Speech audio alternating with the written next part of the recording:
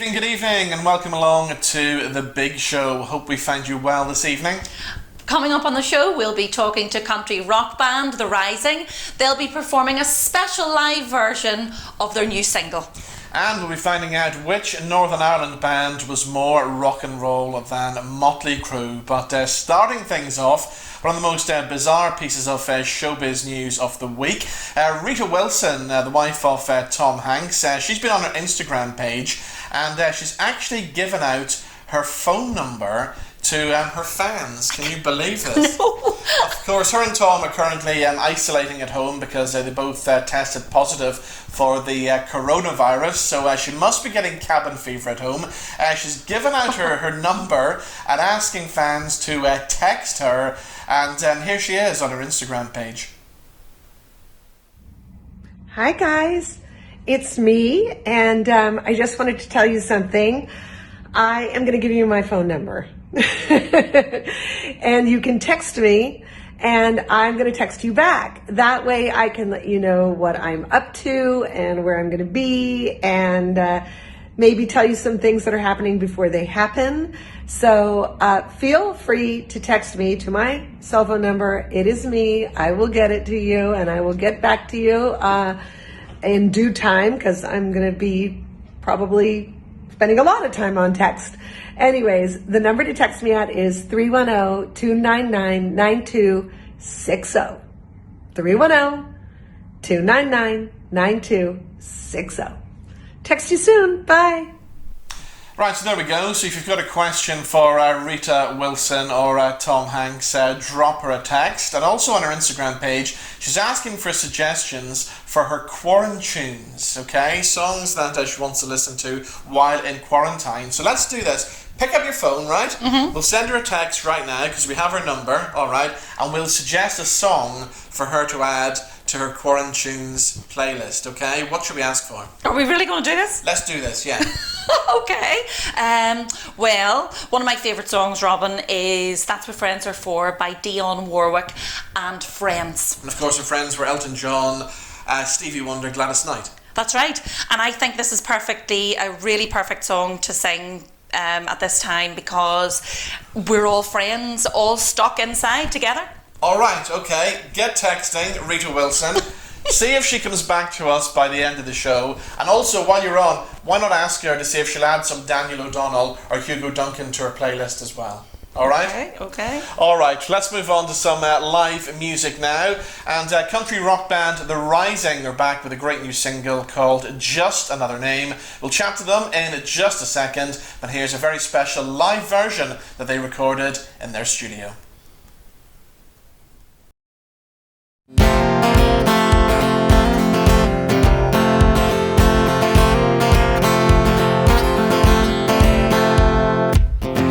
Daddy was right when he said I'd be something. He said, always aim high and shoot for the sky.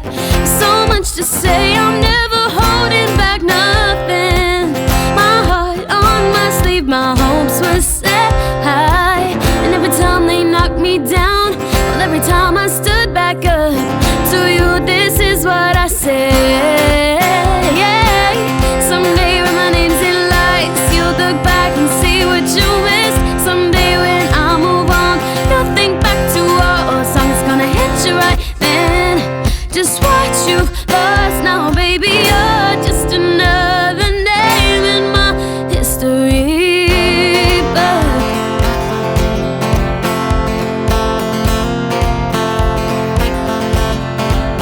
We search for love in all the wrong places, just to see of helpless faces, trying to find out who we are, who we wanna be.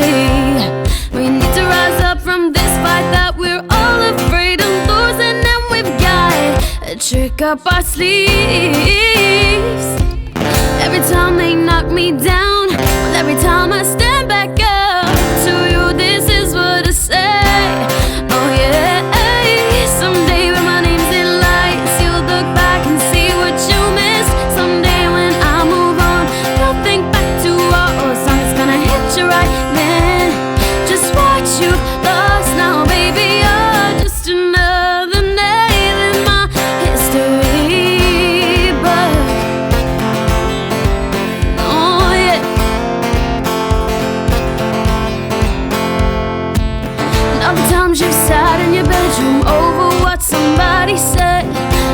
times you've wanted to let it fade to gray. You've got nothing to be ashamed of, just make light of it. Because someday when my name's in lights, you'll look back and see what you missed. Someday when I move on, you'll think back to all the song is gonna hit you right then. Just what you've lost now, baby, you're just another name.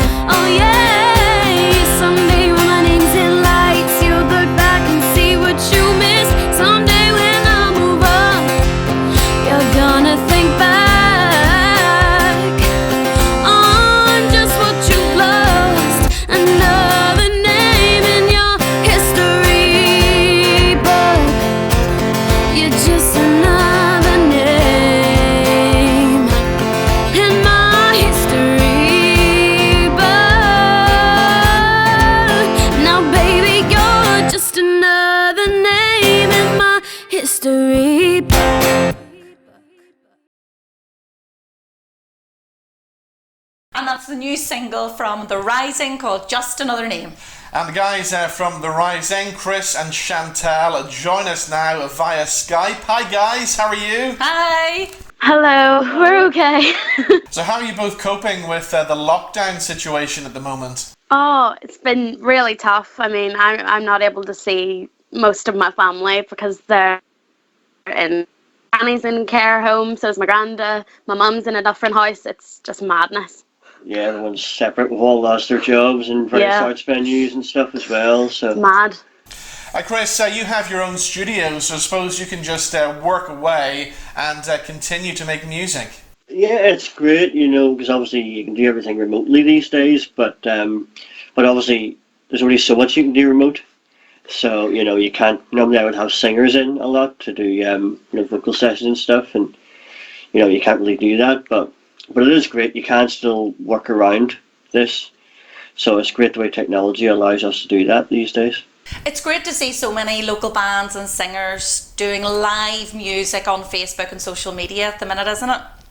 Yeah, I mean, it's really good to hear that there's still some form of publicity for local bands. And actually was listening to the radio there the other day, and PK on Cool FM was playing loads of local bands' music to help get some publicity out there for us, because we have no means of income now, most musicians, and just to be played on the radio, to even do the Facebook Lives with the wee tip jar at the bottom, it's just anything to help us along.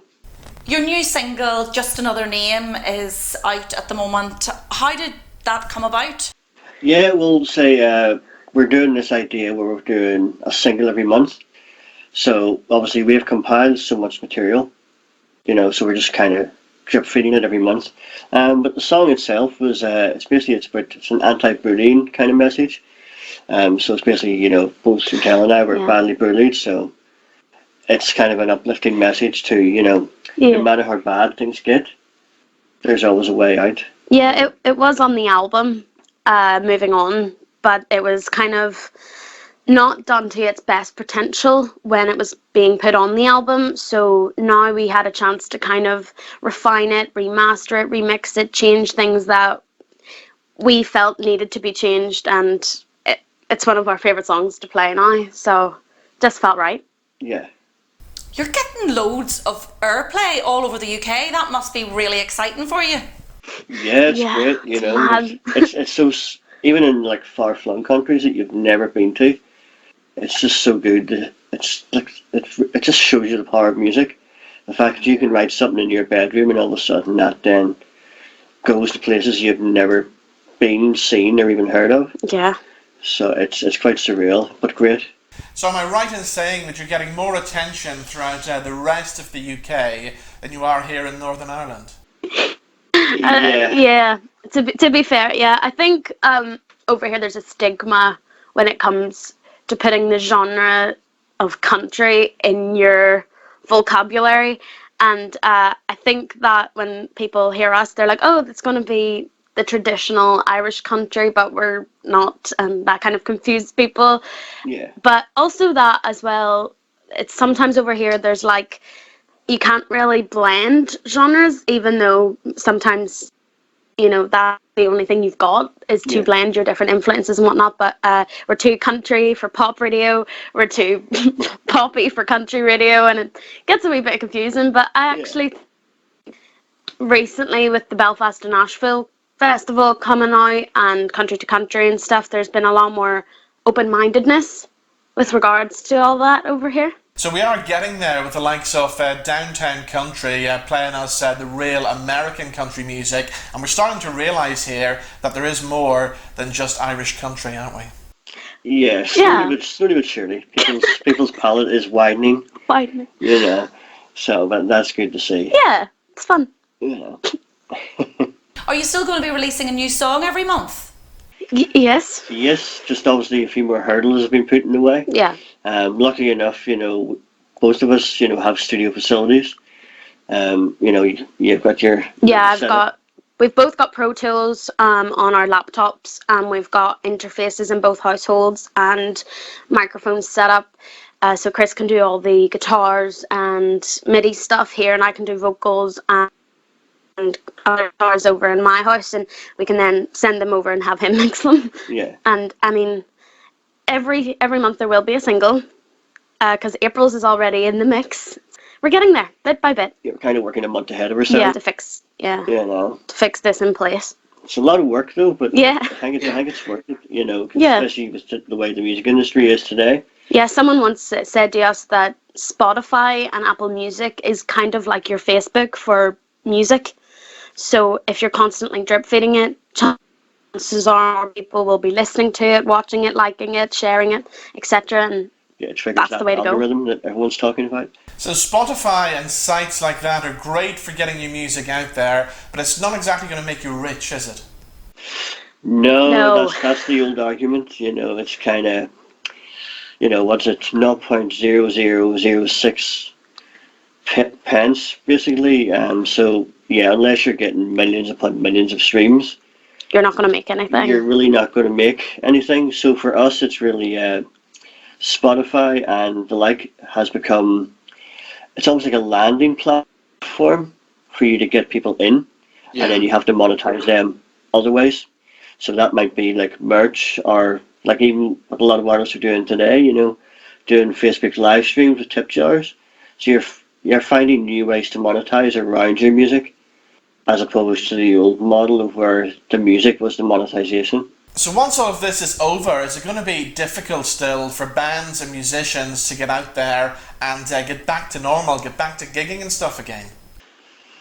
I think so, yes, because even up to this point, social medias and Facebook Live and YouTube and all that, it was a big selling point for musicians. Like, it was becoming more like that anyway, with concerts and stuff. And I think that if you're doing it throughout this period, you can build up a fan base, and that will be great, because maybe then you can go out and do concerts and gigs there where they are, and make sure that you can get to see them, visit them and stuff. But I think it'll be harder for some musicians who think this is just for 3 weeks to build your social platform, because if you drop out of that, it's just going to dwindle. Yeah, because people are going to get used to it. Yeah, that's the thing. We have a captive audience at the minute, and as soon as daily life comes back, you don't know how that's going to affect people. They'll probably disperse, you know. Yeah, but I think the world itself is going to change a lot after this. Yeah. You know, people are maybe getting used to working from home, and the new single, Just Another Name, is out now, and of course people can keep in touch with you through social media. Yeah, the Rising Music. Yeah, but even over the course of the next week or so, we're going to be doing lots on Facebook. We're thinking about maybe doing 2 or 3 gigs a week, just to keep something happening. Or just 2 or 3 minutes to check in with everybody, because, you know, at this point in time, I mean, like, I feel most of us, especially myself at the minute as well, are constantly going on Facebook to check the news and all the rest of it that's going on around the world. And if you're scrolling down and you see someone playing a song, you might tune in for a bit and just it's been like relief. Have a little bit of a breathing space. So Chris and Chantal, it's been great talking to you. Tell me this, is that Yoda that I can see in the background there? Yeah, there's plenty of things in all little knickknacks that sort of people get you, you know. Yeah, well, Chris is a big Star Wars fan, so I mean... Which reminds me, I must watch The Mandalorian, which of course is streaming now. Have you seen it? I haven't seen it, no. I'm raging I'm going to miss it, because I don't have the Disney Plus, so I'm raging. I'll get you Disney Plus. Raging. Baby Yoda. It looks good, though. Anyway, guys, it's been great to talk to you, as always. We'll see you soon. All right. Bye-bye.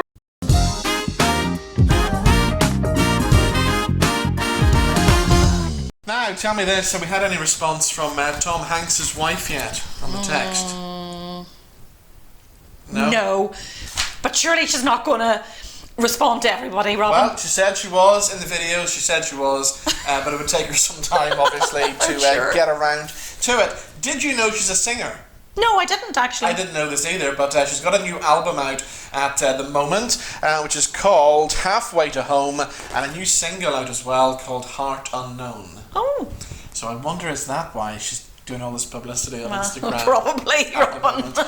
Right, time now for our suggestion of something to watch at home, and something streaming on Netflix at the moment is the Motley Crue movie, The Dirt. You haven't seen this, have you? No. I have. It's actually very good. Not strictly accurate, I've been told, but some great scenes in it, including a great scene with Ozzy Osbourne. So it's based on the best-selling autobiography from Motley Crue, and the film is an unflinching tale of success and excess as four misfits rise from the streets of Hollywood to the heights of international fame. Here's a clip from The Dirt.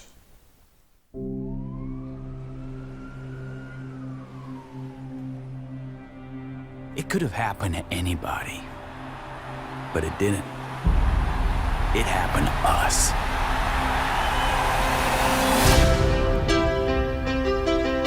The new band is gonna be something nobody's ever seen before.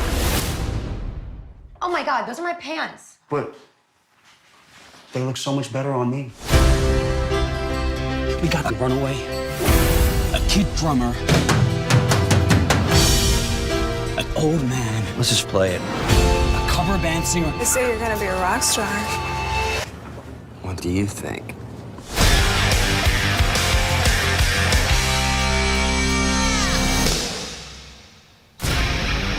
If we want to knock people on their asses, then we've got to give them a show. I'm talking like a stadium show in the clubs. The fans, they're dying for some anarchy. So let's give it to them.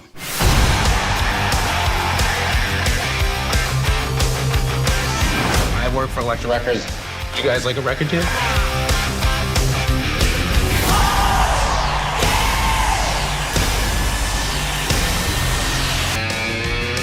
I had managed the Scorpions, Bon Jovi, Skid Row, Kiss, but I had never been through what Motley Crue put me through. I am sick and tired of not having any fun. Everything's upside down and flip-flopping. We are Motley Crue.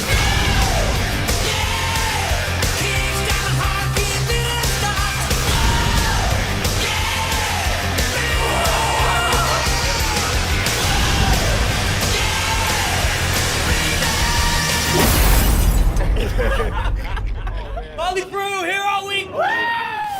So you can catch The Dirt, which is streaming now on Netflix. Now, which Northern Ireland band are more rock and roll than Motley Crue? The answer is Mama's Boys, featuring the legendary Pat McManus. He was in the studio about a year ago, and we were asking him all about Mama's Boys, some of the big gigs that he played with that legendary rock band, including a gig with Motley Crue as well. And I started off by asking him, where did the name Mama's Boys come from? So who came up with the name Mama's Boys? It was Tony Prince, really? the Radio Luxembourg DJ, yes. I think our manager at the time, or would-be manager at the time, mentioned to him that he had these three young guys, and there were three brothers. And he says, I don't really know what to call them, you know. And it was Tony Prince came up with the name, you know. He says, sounds like Mama's Boys to me. And he says, that would be great because it would sit really the opposite way with the music that we played, which was hard rock, you know. And then to have a name called Mama's Boys, you know, it was quite strange, really, you know. We had slight problem with it at the beginning, convincing us that it was a good name. You know, because all these other bands were heavy this and heavy that, you know, so, but it worked, you know, it kind of set us apart. And the funny thing about that was, also we gigged and toured throughout Ireland, and the opportunities arose, and we're the only unsigned act ever to play the Reading Festival. Wow. Yeah, and that's all acts that I don't know what it's called now today, but the festival's still alive and well today. But we actually got to play in the Marquee in London, and the organiser of that gig also organised the Reading Festival at the time, and we ended up on the stages and putting that band on. So it was quite unheard of to actually have an unsigned band, and of course after that then there was a bidding war for the band. You know. And things seem to move quite fast. One minute you're rehearsing on your farm, and the next minute you're doing these tours all over the place. Very, very fast, you know.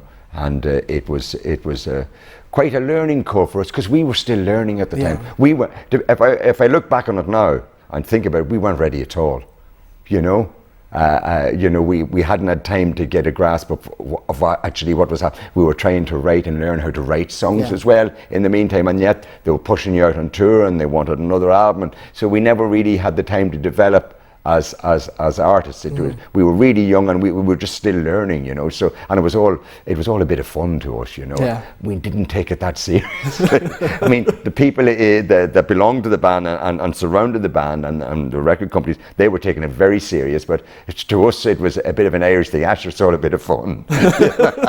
So you're trying to get used to writing. You're trying to get used to recording. Yeah. You're playing some massive venues across the world, and of course, you have to get used to life on the road as well. And when you mentioned bands like Motley Crue, obviously it must have been crazy times off the stage as well as on the stage. I'm not going to divulge any of the stories here now, but I can tell you one thing, that Tommy Lee and Nicky Six from the band came running out to our car and said, "Guys, I don't know what you have done, but whatever you've done, it's bad." They said, because the FBI is crawling around this place. He says, "We're trying to get arrested and can't, and you guys have come in here. You're not 5 minutes in the country, and they're looking for you." But that's another story entirely. So you guys were more rock and roll than Motley Crue then? Correct.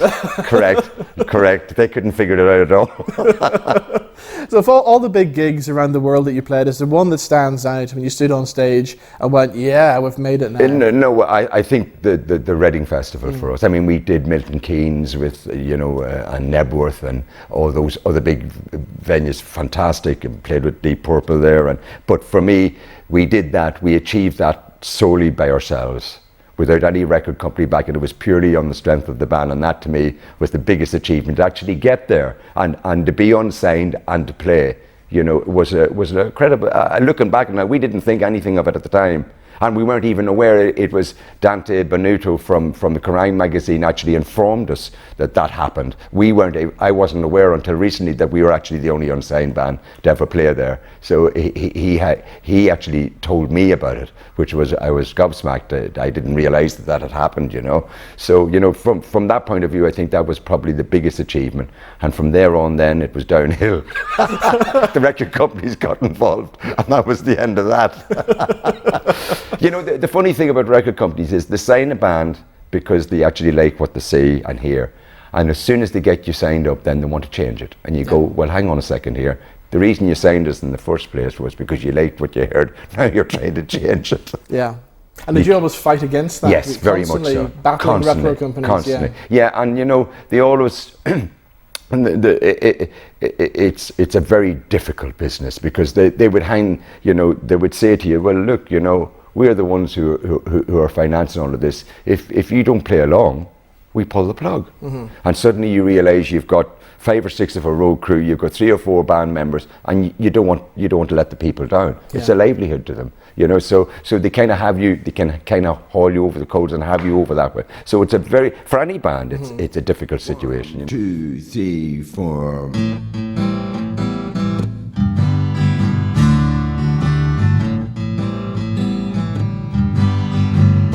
Well, my lady, she loved to move when the needle's in the groove. She take the panel from the cover, she controls the tempo and the mood. Sometimes she like it bubble and was fun. Other times she like it romantic and so fun. She really did. Because she really loved to move when the needle's in the groove. Oh yeah.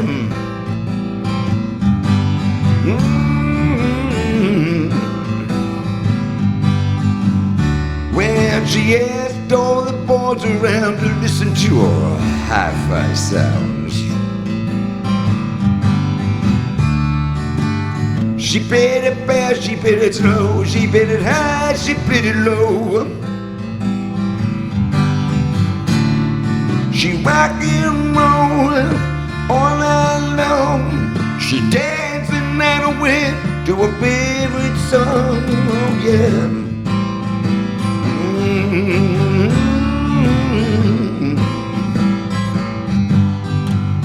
Because she really loved to move when the needle's in the groove. Oh yeah.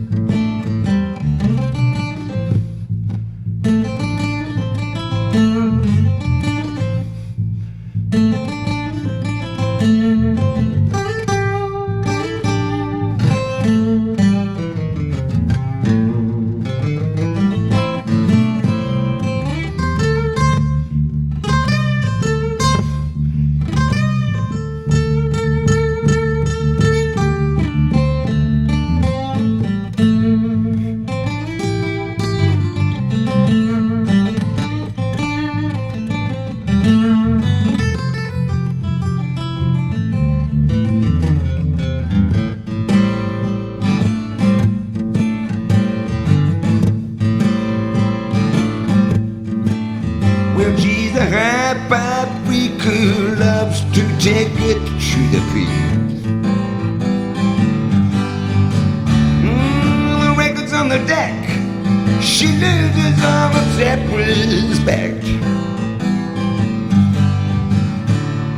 She loses all control of her body and soul.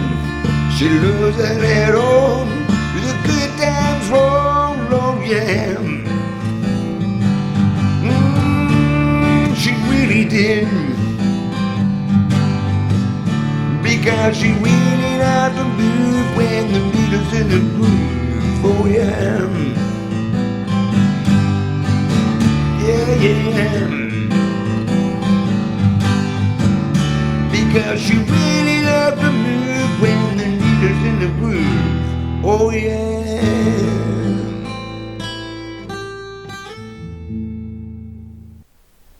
And that was Pat McManus with Needle in the Groove. So that's nearly all we have time for on the big show this evening. Before we leave you, we're going to take a look at some of the things that have caught our eye on social media over the past week. Starting off with this one, and I suppose lots of people out there are missing their favourite fast food, aren't they? Oh, definitely, Robin. What are you missing? I would love a McDonald's, I have to say. I think there's probably a lot of people like you who are missing their McDonald's. Mm-hmm. We found this guy on eBay at the minute, right, who's actually selling 20 chicken McNuggets on eBay. What, has he made them? No, he's got them from McDonald's before McDonald's closed. Oh, yuck. So he's selling them on eBay. In fact, he wants to swap them for some toilet roll, is what he says. I'll give him some toilet roll, but he can keep his nuggets. Yeah, because I would imagine it'd be pretty cold by the time they get there. Oh. Dread to think, Robin. Of course, we have to mention all our NHS and healthcare workers who are keeping us all safe here at the moment, and they have done a video that has gone viral. So yeah, after a 12-hour shift at Antrim Hospital, these guys made a video to remind us all to wash our hands, and this song is definitely going to get stuck in your head. Wash your hands, do-do-do-do-do, wash your hands, do-do-do-do-do, wash your hands, do-do-do-do-do, wash your hands. Grab some soap, do-do-do-do-do, grab some soap,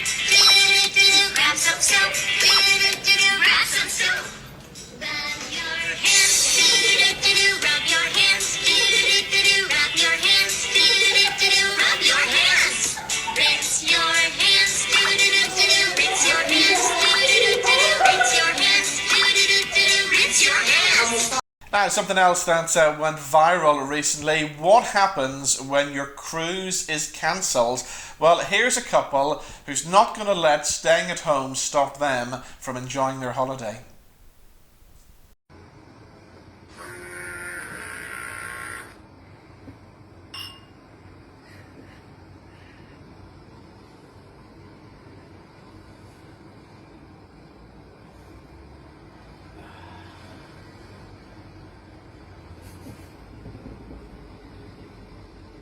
And finally, Zeke would like to remind us all to wash our hands. This is so good.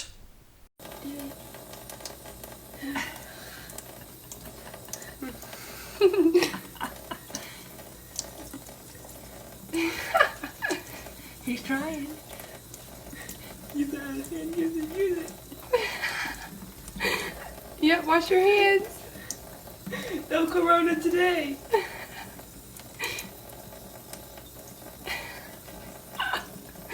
He's getting mad. Good job. Good job. You want to wipe them off? Ooh.